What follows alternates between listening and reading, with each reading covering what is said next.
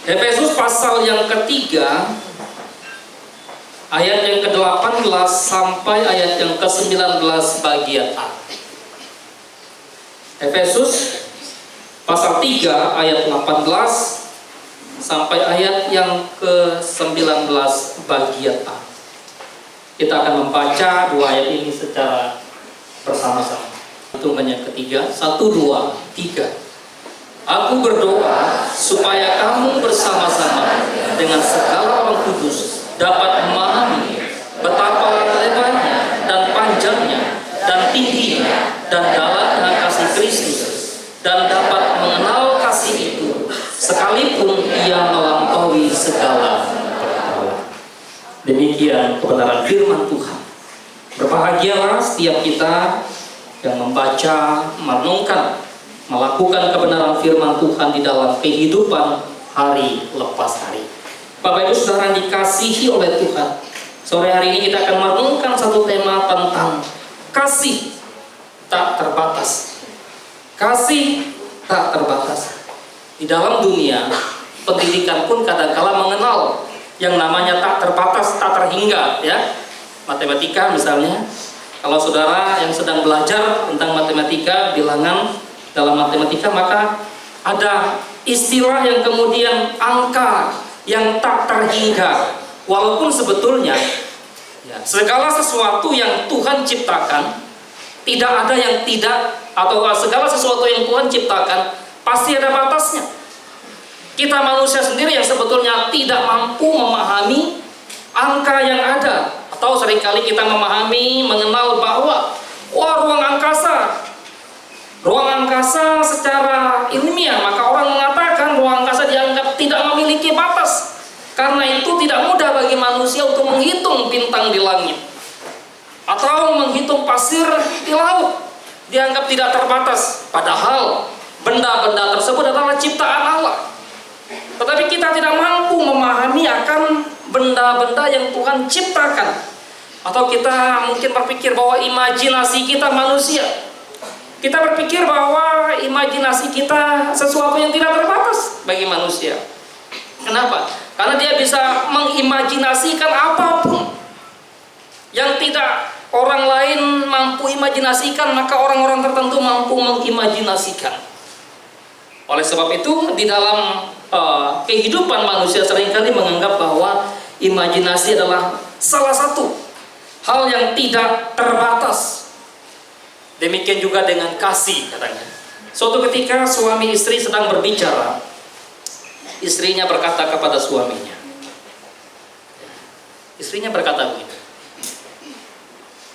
bagaimana engkau menyatakan kasihmu kepadaku, bahwa kamu berkata kasihmu tidak terbatas untukku? Suami berkata demikian. Iya betul, kata istrinya. Saya mengasihi engkau dengan kasih yang tidak terbatas. Hidup saya persembahkan untuk kamu. Hidup saya berikan untuk kamu. Karena itu saya menikah dengan kamu. Lalu kembali suaminya berbicara begini, bagaimana kalau saya mengalami sakit? Lalu istrinya berkata, aku akan mencari uang, bekerja untuk memenuhi kebutuhan kita. Oke, baik kalau demikian. Suaminya mengatakan, untuk menguji apakah kasih sang istri tersebut betul-betul tanpa batas. Lalu kembali suaminya katakan, lalu bagaimana kalau sakit yang saya alami adalah sakit yang tidak melihat apapun? Saya menjadi buta. Saya akan berusaha, kata istrinya, saya akan berusaha untuk membawa kamu berobat ke dokter yang sangat hebat, ke rumah sakit yang terkenal bahkan di dunia sekalipun.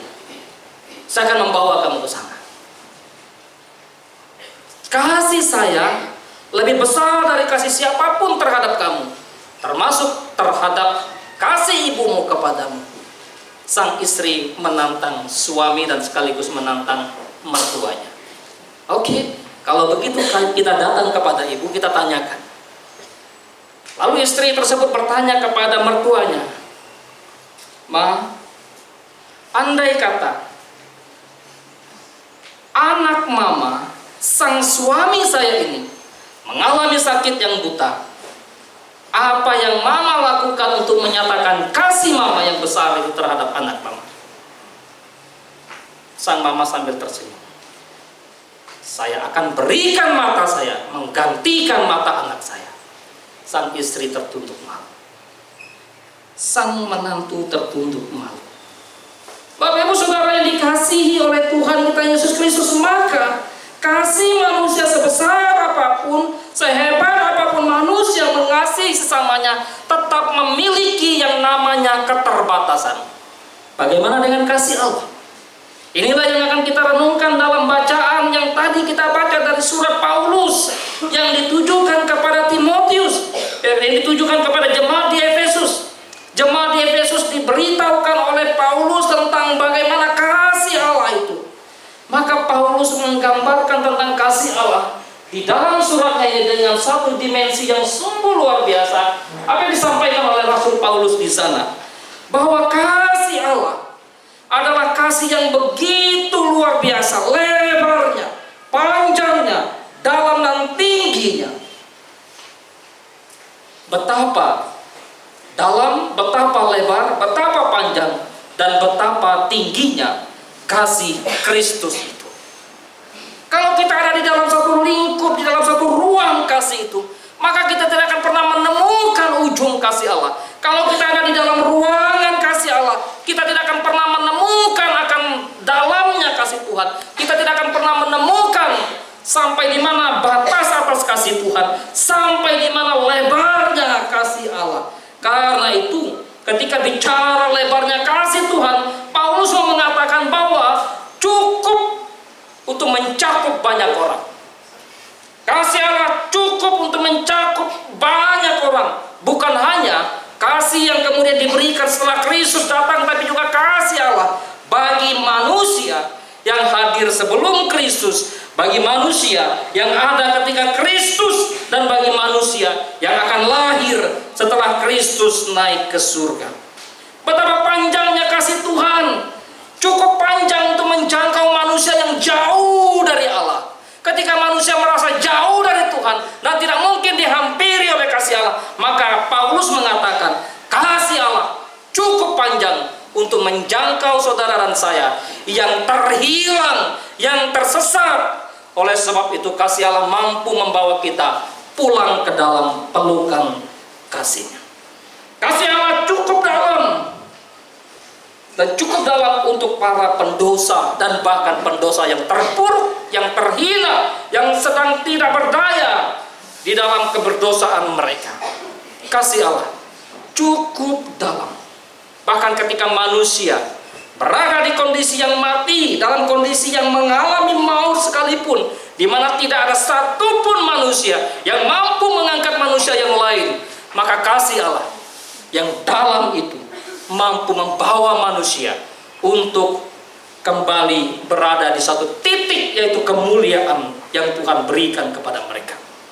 Kasih Allah cukup tinggi dan sangat tinggi, sehingga untuk menundukkan kita, membawa kita berada di posisi yang mulia, duduk di sebelah Kristus. Di mana Kristus memerintah, disitulah orang percaya berada. Oleh sebab itu, maka betapa panjang, betapa lebar, dan betapa dalam, betapa tingginya kasih Kristus. Kasih yang tak terbatas. Tak terbatas dalam hal apa kasih Allah? Maka kita melihat bagian demi bagian. Pertama, kasih Allah yang tidak terbatas, tentu saja tidak terbatas dalam kualitas dan kuantitasnya. Oleh sebab itu, ketika orang bicara mana mungkin kasih Allah mampu menebus dosa kita, mana mungkin kasih Kristus, mana mungkin pengorbanan Kristus cukup berkualitas untuk kita. Bukankah dosa manusia dosa yang begitu banyak? Bukankah dosa manusia dosa yang begitu berat? Apa iya darah Kristus cukup?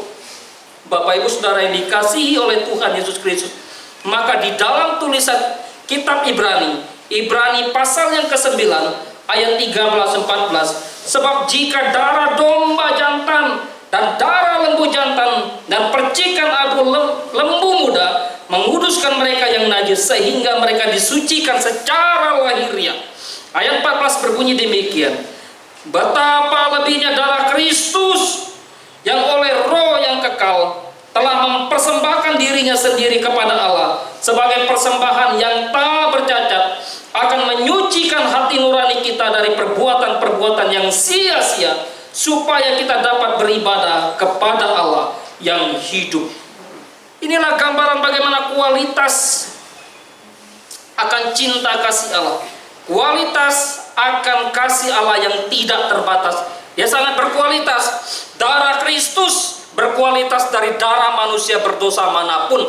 Darah Kristus berkualitas dari darah domba atau hewan manapun di dalam menyucikan manusia. Darah Kristus, darah yang sempurna, cukup satu kali untuk selamanya, cukup untuk menebus dosa seluruh umat manusia. Oleh sebab itu di dalam bagian ini, seorang teolog bernama J. Packer mengatakan demikian: kasih Tuhan lebih besar dari apa atau dari yang dapat kita pahami. Ia tidak mengasihi kita karena kita pantas menerimanya, tetapi karena kasih itu sendiri adalah bagian dari karakter yang sempurna dari Allah itu. Dengan kata lain, maka kasih yang sempurna, kasih yang kekal, kasih yang tanpa batas adalah gambaran akan karakter Allah yang sempurna. Sebab Allah adalah kasih.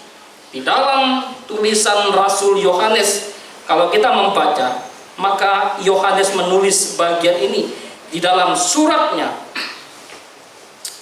Bapak Ibu Saudara yang dikasihi Tuhan, kasih Kristus, kasih Allah, kasih yang tanpa batas, selain tidak terbatas dalam kualitas, tidak terbatas dalam kuantitas, maka kasih Kristus pun tidak terbatas di dalam hal yang kedua, tidak terbatas di dalam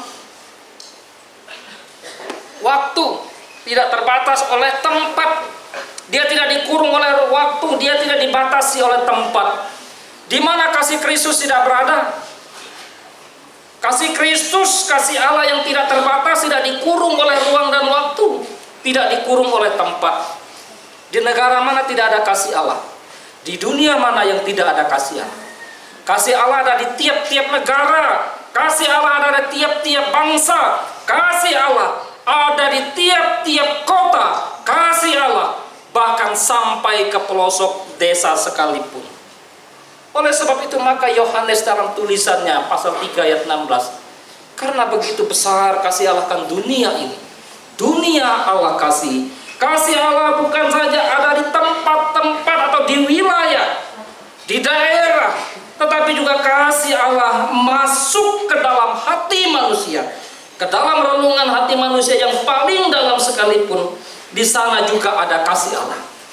Oleh sebab itu Bapak Ibu Saudara yang dikasihi oleh Tuhan, maka kasih Allah, kasih yang ada di berbagai tempat. Jangan pernah berpikir bahwa karena kita di kampung kita tidak merasakan kasih Tuhan. Jangan karena berpikir bahwa kita di daerah yang tempatnya terpencil lalu tidak ada kasih Allah di sana. Kasih Allah di mana ada umatnya, di sana ada kasih Allah. Kasih Allah ada di berbagai tempat. Kasih Allah tidak ditentukan, dikurung oleh waktu. Karena itu di dalam pengkhotbah ketika di dalam ratapan pasal yang ketiga, maka di sana dikatakan bagaimana kasih Allah itu selalu ada setiap saat. Kasih Allah selalu ada setiap hari. Kasih Allah itu selalu baru. Ratapan pasal 3 ayat 22 dan 23. Ini menggambarkan bahwa kasih Allah yang tak terbatas itu tidak pernah, tidak ada di setiap waktu dalam kehidupan kita. Jangan pernah saudara berpikir bahwa hari ini kasih Allah ada, besok kasih Allah tidak ada. Ketika kita hidupnya nyaman lalu kasih Allah ada, lalu ketika kita menderita kasih Allah tidak ada. Kasih Allah bagi orang pilihannya, kasih Allah bagi orang tebusannya selalu ada setiap saat. Bahkan ketika umatnya disiplin Allah sekalipun, Allah tetap mengasihi mereka. Ketika Tuhan membuang umat Israel karena pemberontakan mereka, karena ketidaktaatan mereka, sehingga mereka dibiarkan oleh Allah dijajah oleh bangsa-bangsa yang kuat, baik oleh bangsa Asyur maupun oleh bangsa Babel. Mereka berpikir di manakah kasih Allah terhadap kita? manusia memahami kasih Allah ketika manusia ada di dalam posisi yang nyaman saja. Manusia hanya memahami kasih Allah hanya ketika manusia memiliki berkat. Wah, saya ada uang hari ini, maka ada berkat atau ada kasih Allah. Wah, saya sehat hari ini sehingga ada kasih Allah. Kita berpikir bahwa ketika kita tidak punya uang, kita mungkin berpikir, wah, kasih Tuhan tidak ada pada saya. Atau ketika kita mengalami suatu kondisi yang sakit, mungkin kita berpikir kayaknya Tuhan tidak mengasihi saya.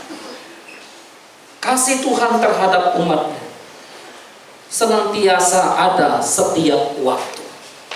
Kasih Tuhan bagi umatnya ada dalam setiap hembusan nafas kita. Oleh sebab itu ketika kita masih hidup, percayalah, ada kasih Tuhan di sana. Bangun pagi, melihat hari yang cerah, udara yang masih Tuhan sediakan, kita menikmati kasih Tuhan. Kadang-kala kita lupa bahwa Tuhan memelihara kehidupan kita. Kasih Tuhan bukan hanya tidak terbatas dalam kualitas, dalam kuantitas, dalam tempat atau dalam waktu, tetapi juga kasih Tuhan di dalam bagian ini. Seorang, misalnya saya mengambil kutipan dari seorang bernama Sproul, apa yang dikatakan oleh beliau tentang kasih. Kasih Allah tidak berubah. Kasih Allah tidak bergantung pada keadaan atau tindakan kita. Kasih Allah bagi umatnya adalah kasih yang kekal dan tak tergoyahkan. Karena itu Yesaya juga menulis, sekalipun gunung-gunung beranjak, bumi-bumi bergoncang, tetapi kasih setia Tuhan akan ada untuk umatnya. Dia mengasihi kita. Dia mengasihi saudara dan saya, tidak bergantung pada keadaan kita, kaya atau miskin, sehat atau sakit, terpelajar atau tidak terpelajar, orang merdeka atau orang yang diperbudak. Kasih Allah ada pada setiap umat yang diperkenannya. Bapak Ibu Saudara dikasihi Tuhan, maka yang ketiga, kasih Allah, kasih yang tidak terbatas. Tidak terbatas dalam hal apa? Tidak terbatas oleh kondisi kita. Tidak terbatas oleh situasi yang kita alami. Allah mengasihi kita bukan karena kondisi kita manusia baik. Karena itu di dalam suratnya kepada jemaat di Roma, Paulus pernah berkata begini, bahwa Allah telah menyatakan cinta kasih-Nya kepada kita bukan ketika kita dalam posisi yang baik, bukan dalam ketika kita posisi mencari Dia, bukan dalam ketika kita posisi datang untuk menyembah Dia, tapi ketika posisi kita masih dalam seterunya Dia, ketika kita masih membenci Dia, ketika kita masih menolak Dia, ketika kita masih dalam kondisi yang jahat itu, maka Allah sudah menyatakan cinta kasih-Nya kepada kita. Bapak Ibu Saudara yang dikasihi oleh Tuhan Yesus Kristus, itulah kasih Allah. Kasih yang tidak terbatas. Manusia sangat terbatas di dalam mengasihi. Aku mengasihi kamu bisa saja karena kamu berbuat baik kepadaku. Aku mengasihi sahabatku bisa saja mungkin karena sahabatku telah menolong aku. Aku mengasihi orang tuaku karena memang dia telah melahirkan aku. Aku mengasihi kakekku, nenekku karena memang dia yang memelihara hidupku. Aku mengasihi anak-anakku karena memang dia adalah anak yang kulahirkan. Tapi apa iya? Ketika orang menyakiti kita, ketika orang membenci kita, ketika orang memusuhi kita, apakah iya? Kita masih mengasihi mereka. Allah mengasihi kita. Ketika kita dalam kehidupan hari-hari kita, mungkin memberontak terhadap Dia, mungkin menyakiti hatinya, mungkin mengabaikan firman. Allah mengasihi kita. Kebesaran cinta kasih Allah kepada umatnya. Kalau membaca kitab Hosea, umat yang begitu dianggap bersinah karena menyembah ilah lain. Lalu seorang Nabi Hosea diperintahkan untuk menikah dengan seorang perempuan bernama Gomer, yang maaf saja, seorang PSK, untuk menggambarkan, melukiskan akan kasih Allah yang begitu luar biasa besar kepada umat. Oleh sebab itu, di dalam bagian ini, Charles Spurgeon mengatakan demikian. Apa yang dia katakan? Kasih Allah tidak mengenal batas. Kasih Allah tidak bergantung pada kebaikan kita, tetapi berasal dari kedalaman belas kasihan Tuhan itu sendiri. Tidak ada dosa yang terlalu besar sehingga kasih Tuhan itu tidak dapat menebusnya. Bapak Ibu Saudara yang dikasihi Tuhan, anak-anak yang dicintai Allah, mungkin kita berkata, masa lalu saya terlalu buruk, hidup saya terlalu jahat. Apa iya Tuhan berkenan kepada saya? Apa iya Tuhan mengasihi saya? Karena itu, membaca, merenungkan bagian ini mengingatkan kita akan Yohanes yang berkata, besarnya kasih Allah kepada dunia ini, Ia mengutus anaknya yang tunggal. Apa dampak kasih Allah yang besar? Dampak kasih Allah yang tidak terbatas itu bagi kehidupan kita. Maka kita dapat melihat dampak yang pertama. Dampak dari kasih Allah yaitu menyelamatkan kita. Kita memiliki anugerah keselamatan. Kehidupan kita diubahkan, kehidupan kita diperbaharui. Bagaimana Tuhan menyelamatkan kita? Setiap orang yang percaya kepada kasih Allah, kepada Allah di dalam Kristus Yesus yang menyatakan cinta kasih-Nya, mereka tidak binasa, tetapi beroleh hidup yang kekal. Oleh sebab itu, maukah engkau menikmati hidup yang kekal? Engkau mau menikmati hidup yang kekal, maka buka hatimu untuk kasih Allah yang tak terbatas itu memerintah di dalam kehidupan. Dampak yang kedua dari kasih Allah yang tidak terbatas adalah bagaimana manusia memiliki suatu pengharapan. Kita memiliki pengharapan, maka waktu kita membaca surat Paulus kepada jemaat di Efesus ini, Efesus juga menggambarkan bahwa dahulu kamu mati oleh karena pelanggaranmu, tetapi syukur kepada Allah yang telah menganugerahkan keselamatan kepadamu. Itu bukan hasil pekerjaanmu, itu bukan usahamu, itu pemberian Allah. Paulus juga mengingatkan kepada mereka supaya apa? Mereka tidak memiliki tawar hati. Kalau kita membaca ayat-ayat sebelumnya, mereka jangan takut, jangan gentar, jangan menyerah dengan keadaan yang berat yang mereka alami. Karena pada zaman itu, orang percaya tidak seperti zaman sekarang, gampang dan tenang untuk bisa beribadah. Mereka mengalami berbagai penindasan, mereka mengalami berbagai kesulitan. Karena itu ketika kita mengalami kasih Allah yang tak terbatas itu, kita memiliki pengharapan dalam hidup. Di tengah kesulitan hidup yang dihimpit oleh berbagai pergumulan dunia, orang yang mengalami kasih Allah, orang yang dikasihi oleh Allah, akan tetap bertahan dan berjuang dalam iman, dalam kasih, dalam kesetiaan kepada Allah. Dengan kata lain, jangan pernah menyerah.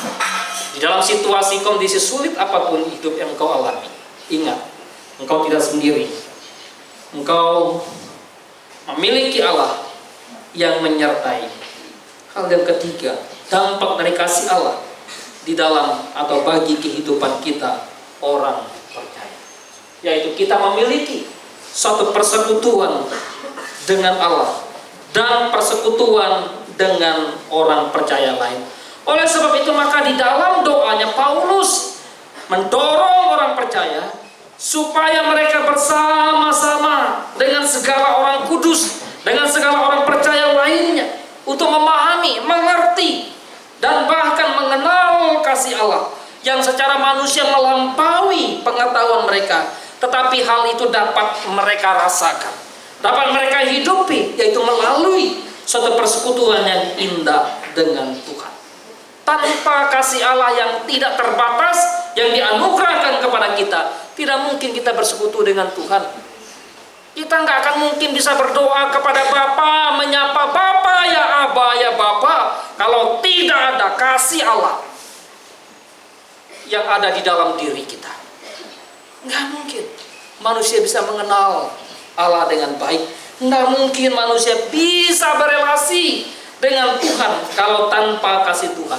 Terlebih lagi, bagaimana mungkin kita bisa berelasi dengan sesama kita? Kalaupun kita bisa berelasi, bersekutu dengan sesama kita, tanpa ada kasih Allah di dalam diri kita, maka yang ada di sana kita bersekutu karena ada transaksi. Kita akan bersekutu kalau ada